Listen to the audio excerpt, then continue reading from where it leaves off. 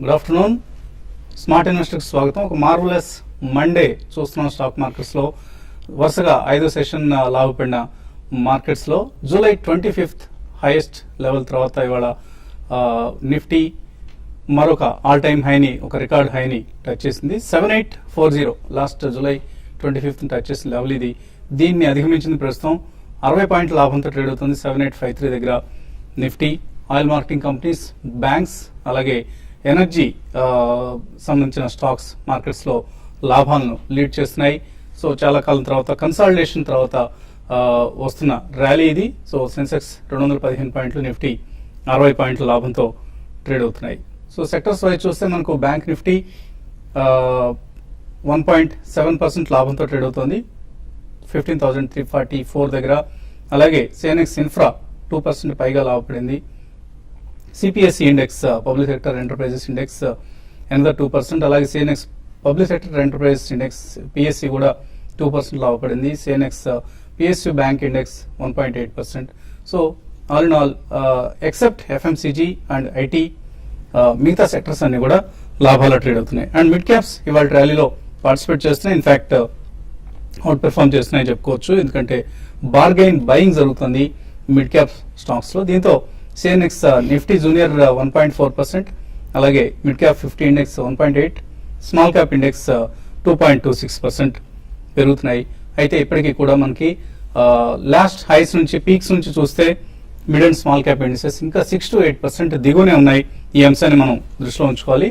In fact కొన్ని mid and small cap companies అయితే peak levels నుంచి 20 to 25% కింద ట్రేడ్ అవుతున్న పరిస్థితి ఉంది. సో ఇక ఇండెక్స్ స్టాక్స్ లో మనం గెయినర్స్ చూస్తే టాటా మోటార్స్ ఇవాళ స్టార్ షేర్ ఆఫ్ ది డేగా చెప్పుకోవచ్చు. ఎందుకంటే జేఎల్ఆర్ సేల్స్ చాలా స్ట్రాంగ్ గా వచ్చాయి టాటా మోటార్స్ కి సంబంధించి. జూలై సేల్స్ ఏవైతే ఉన్నాయి ఇవి 12% పెరగడం చూస్తున్నాం. దీంతో Tata Motors stock strong gainer గా ఉంది. అన్నిటికంటే టాప్ గెయినర్ గా కనిపిస్తుంది బీపీసీఎల్, ఎందుకంటే క్రూడ్ ప్రైసెస్ ఆల్మోస్ట్ $102 దగ్గర ట్రేడ్ అవుతున్నాయి బ్రెంట్ క్రూడ్. ఇది ప్రధాన కారణం. బీపీసీఎల్ కావచ్చు, అలాగే ఆయిల్ మార్కెటింగ్ కంపెనీస్, ఇతర ఆయిల్ మార్కెటింగ్ కంపెనీస్, హెచ్పిసిఎల్ లాంటి స్టాక్స్ లో కూడా మనం స్ట్రాంగ్ ప్రాఫిట్స్ చూస్తున్నాం. సో బీపీసీఎల్ 7% పెరిగింది, యాక్సిస్ బ్యాంక్ 3.8%, టాటా మోటార్స్ 3.16%, అలాగే బిహెచ్ఎల్ 3.1%, టాటా పవర్ 3% పెరిగిన లిస్ట్లో ఉన్నాయి. లోజెస్ లిస్ట్లో ఉన్నాయి ఐటీసీ, ఎఫ్ఎంసీజీ ఇండెక్స్ నష్టాలు ఉందని చెప్పుకున్నాం మనం. సో దీనికి ప్రధాన కారణం ఐటీసీ 1.9% నష్టంలో ఉంది, హెచ్ఎల్ టెక్ 1.2% నష్టపోయింది, ఇన్ఫోసిస్ 1% నష్టపోయింది, టీసీఎస్ 0.84% నష్టపోయింది. సో జూలై 25th మనం చూసాం 7840, ఇవాళ ఆ లెవెల్ని అధిగమించి ట్రేడ్ అవుతుంది. దీనికి ప్రధానంగా మనం దోహదం చేసిన స్టాక్స్ లిస్ట్ ఒకసారి చూస్తే నిఫ్టీ స్టాక్స్ లో హిందుస్థాన్ యూనిలివర్ 8% పెరిగింది, బీపీసీఎల్ 7% పెరిగింది, మారుతి జూలై 25th లెవెల్ నుంచి 6% పెరిగింది, అలాగే M&M 8% పెరిగింది, అల్ట్రాటెక్ సిమెంట్ 7.5% పెరిగింది, ఇన్ఫోసిస్ 6% పెరిగింది. సో అప్పటి లెవెల్ నుంచి చూస్తే ఇన్ఫాక్ట్ 8% తగ్గింది ఇన్ఫోసిస్. అలాగే ఎల్ఎన్టీ 10% తగ్గింది, టాటా పవర్ 10% తగ్గింది. So at the same time Lupin 6% పెరిగింది. సో కంట్రిబ్యూట్ చేసిన స్టాక్స్ లిస్ట్ చూస్తే మనకి అప్పటికి ఇప్పటికీ లీడర్స్ పరిస్థితి మారింది. సో హిందుస్థాన్ యూనిలివర్స్ కావచ్చు, లేదా హెచ్డిఎఫ్సి, ఈవెన్ తాజాగా ఇన్ఫోసిస్, ఇటువంటి స్టాక్స్ లీడ్ చేస్తున్నాయి ఈసారి ర్యాలీని.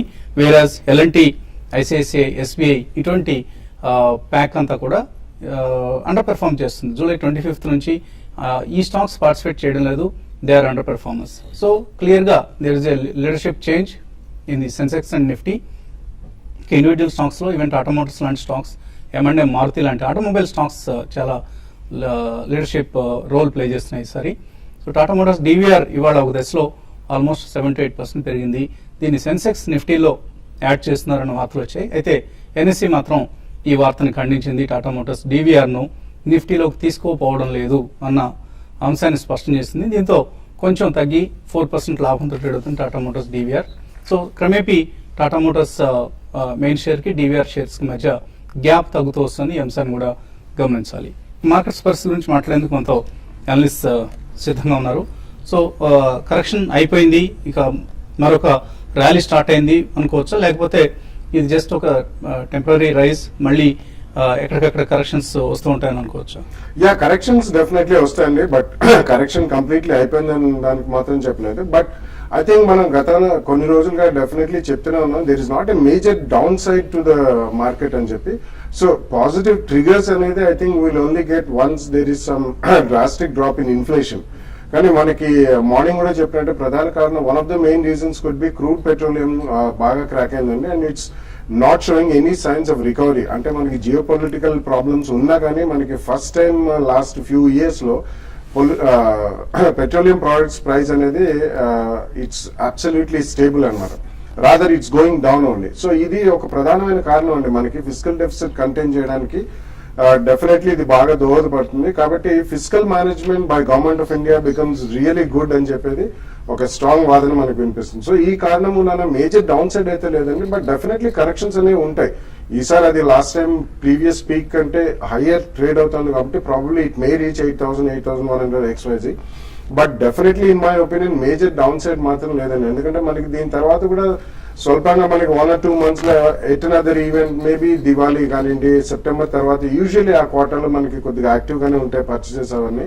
And post monsoon season completely ఈసారి మాన్సూన్ బాగలేకపోయినా కానీ ఇన్ఫ్రాస్ట్రక్చర్ మళ్ళీ పుంజుకుంటుంది కాబట్టి that will again act as a కికర్.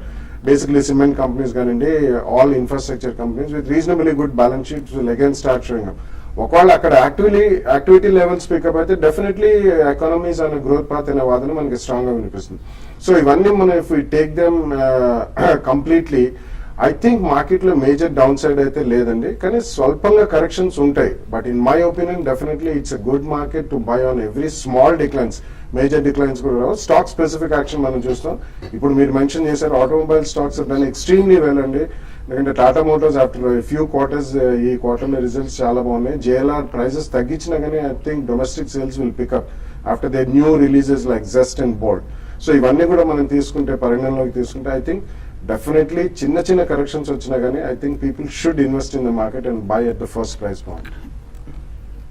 So rate sense చేస్తున్నాం, మనం బయింగ్ చూస్తున్నాం, బ్యాంక్స్ కావచ్చు, ఇన్ఫ్రా కావచ్చు, ఆటో స్టాక్స్, వీటన్నింటిలోనూ ఇటువంటి ట్రేడింగ్ పొజిషన్స్ తీసుకోవాలి. వీటిలో లాంగ్ పొజిషన్స్ తీసుకోవచ్చా లేదా ఈ లెవెల్స్ దగ్గర షార్ట్స్ చేయొచ్చా?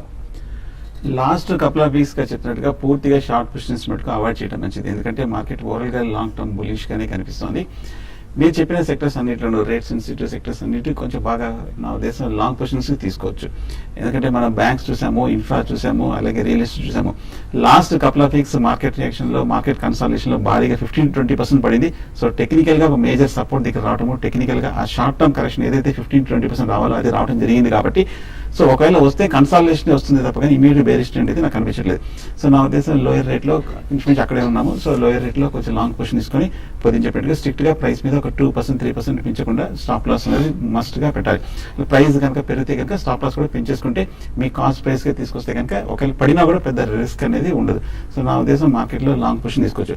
ఓవరాల్ గా ట్రెండ్ పాజిటివ్ గా ఉంది. కాకపోతే ఈ లెవెల్లో ఒక 1 or 2 days కన్సాలిడేషన్ వచ్చే అవకాశం ఉంది. ఎందుకంటే టెక్నికల్ గా ప్రధానంగా 2 కారణాలు. మార్కెట్ మన లాస్ట్ 5 days చూసాము 300 పాయింట్స్ వరకు పెరిగింది కాబట్టి అవర్లీ చార్ట్ లో కొంచెం ఓవర్ బాట్ లో ఉంది. సో ఓవర్లీ కాబట్టి పెద్ద భయపడాల్సిన అవసరం లేదు. 7,850 దగ్గర ఒక చిన్న కన్సాలిడేషన్ అది 1 or 2 days వచ్చే అవకాశం ఉంది. అలాగే మార్కెట్ ఫస్ట్ టైం చాలా రోజుల తర్వాత, చాలా వారాల తర్వాత ఒక బ్రేక్అవుట్ వచ్చింది కాబట్టి, అంటే మైనర్ ఇంటర్డే బ్రేక్అవుట్ వచ్చింది కాబట్టి, సో న్యూ హైలో ఉన్నందువల్ల, న్యూ ప్రైస్ టెరిటరీ ఉండడం వల్ల అక్కడ కొంచెం పరీక్ష జరిగే అవకాశం ఉంది. మార్కెట్ ఈ పరీక్షలో ఏమాత్రం 2-3 రోజులు కనుక 7,850 దగ్గర కనుక పటిష్టంగా క్లోజ్ అయిందంటే మటుకు further up trend next target 8,000 వరకు ఉంది. సో నిఫ్టీలో కనుక అలాగే ఫ్రంట్ లైన్ స్టాక్స్ లో బై ఉందంటే కనుక 7,750 కింద స్ట్రిక్ట్ గా స్టాప్ లాస్ పెట్టి హోల్డ్ చేయొచ్చు. అందు హోల్ మార్కెట్ పాజిటివ్ గా ఉంది. కాకపోతే ఈ 2 రోజులు కొంచెం 7,850 పైన కనుక నిలబడుతుందా లేదా చూడాలి. నిలబడితే కనుక నెక్స్ట్ టార్గెట్ 8,000 వరకు వెళ్ళే అవకాశం ఉంది.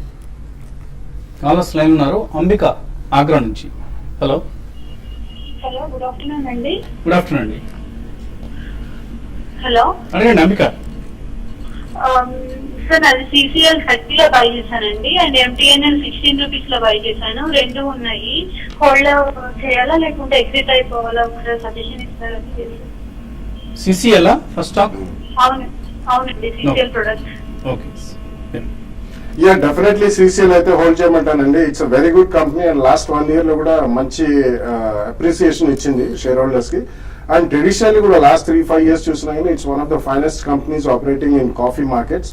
అండ్ రీసెంట్లీ వాళ్ళది అవుట్ సైడ్ ఆఫ్ ఇండియా వాళ్ళది ఒక మంచి ప్రాజెక్ట్ కూడా ఇట్స్ ఆన్ స్ట్రీమ్ అండి వియత్నాంలో. So in that context almost last year వాళ్ళు బోనస్ కూడా ఇచ్చారు.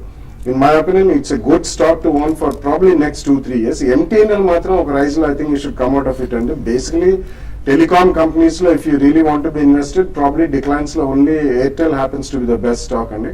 Other than that, telecom కంటే I would request you to shift over to maybe auto ancillary or a housing finance company at this juncture. తర్వాత caller Prasad Medak నుంచి. Hello Prasad, అడగండి. అదే Arkham LIC housing finance రెండు ఈ రేట్లో బై చేస్తాం. మీ టార్గెట్ ఎలా ఉంది చెప్పండి. ఎల్ఐసి హౌసింగ్ ఈ రేట్లో తీసుకోవచ్చు. బాగా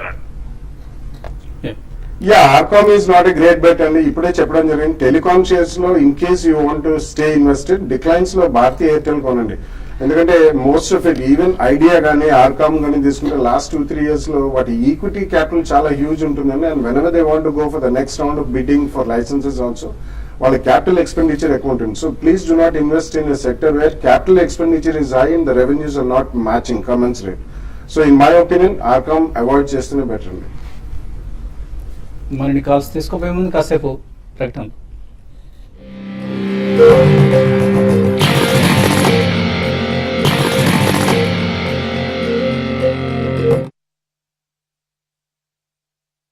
స్మార్ట్ న్యూస్కి తిరిగి స్వాగతం. Stock markets Nifty all time హైని టచ్ చేస్తున్న సమయం ఇది.